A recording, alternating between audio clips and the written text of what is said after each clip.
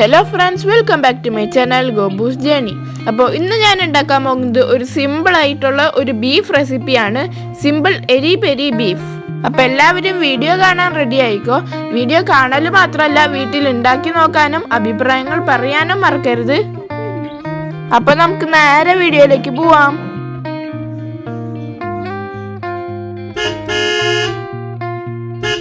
ആദ്യം തന്നെ ഞാൻ 1 കിലോ ബീഫ് നന്നായി കഴുകി വൃത്തിയാക്കി കൊണ്ടുവന്നിട്ടുണ്ട്. അതിലേക്ക് പാകത്തിന് ഉപ്പ്, 1/2 ടീസ്പൂൺ മഞ്ഞൾപ്പൊടി, 1.5 ടേബിൾ സ്പൂൺ ഇഞ്ചിയും വെളുത്തുള്ളിയും ചതച്ചതും ചേർത്ത് നമുക്ക് നന്നായി ഒന്ന് മിക്സ് ചെയ്തെടുക്കാം.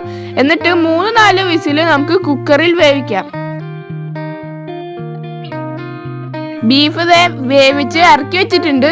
ഇനി നമുക്ക് ബീഫ് ഫ്രൈ ചെയ്യാനുള്ള മസാല തയ്യാറാക്കാം.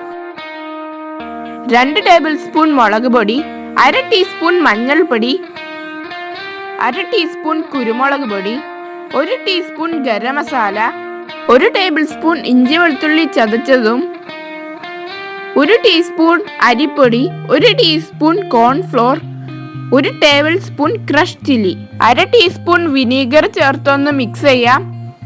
അതിനുശേഷം നമുക്ക് ബീഫ് വേവിച്ച സ്റ്റോക്ക് കുറച്ചൊന്ന് ഒഴിക്കാം. എന്നിട്ട് നമുക്ക് നന്നായി ഒന്ന് മിക്സ് ചെയ്യാം. പാകത്തിന് ഉപ്പും 1 ടീസ്പൂൺ വെളിച്ചെണ്ണയും ചേർത്ത് നമുക്ക് നന്നായി ഒന്ന് മിക്സ് ചെയ്തിടുക.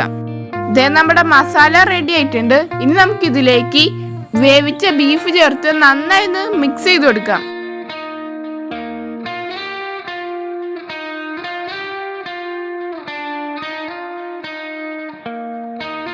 ഇനി നമുക്ക് ഒരു ഫ്രൈ പാനിലേക്ക് വെളിച്ചെണ്ണ ഒഴിച്ച് നമുക്ക് കുറേശ്ശെ ബീഫ് വറുത്തെടുക്കാം.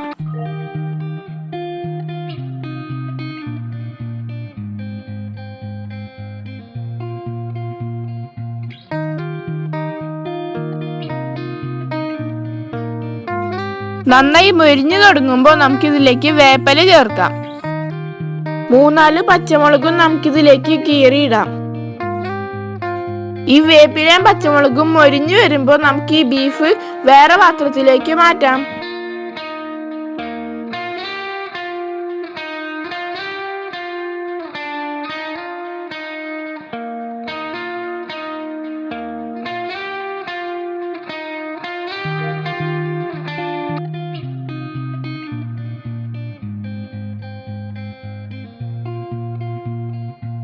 ആദ്യത്തെ ബീഫ് ഞാൻ കോരി എടുത്തിട്ടുണ്ട്. ഇനി ബാക്കിയുള്ള ബീഫ് ഇതുപോലെ വറുത്ത് കോരിയെടുക്കാം.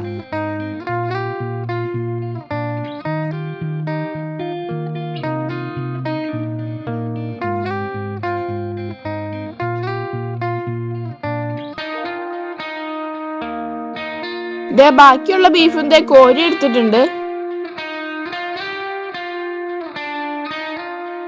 ഇനി നമുക്ക് അടുപ്പത്തൊരു കടായി വെച്ച് അതിലേക്ക് കുറച്ച് വെളിച്ചെണ്ണ ഒഴിക്കാം.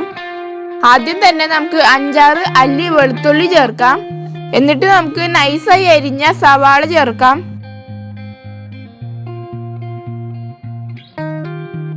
ഇതിലേക്ക് 2-3 പച്ചമുളകും കുറച്ച് വേപ്പിലയും ചേർത്ത് വഴറ്റിയെടുക്കാം.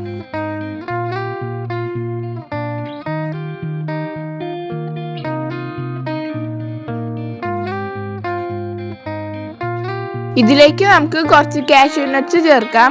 നന്നായി മൊരിഞ്ഞു വരുമ്പോൾ ഇത് കടിക്കാൻ കിട്ടുമ്പോൾ നല്ല ടേസ്റ്റ് ആണ്.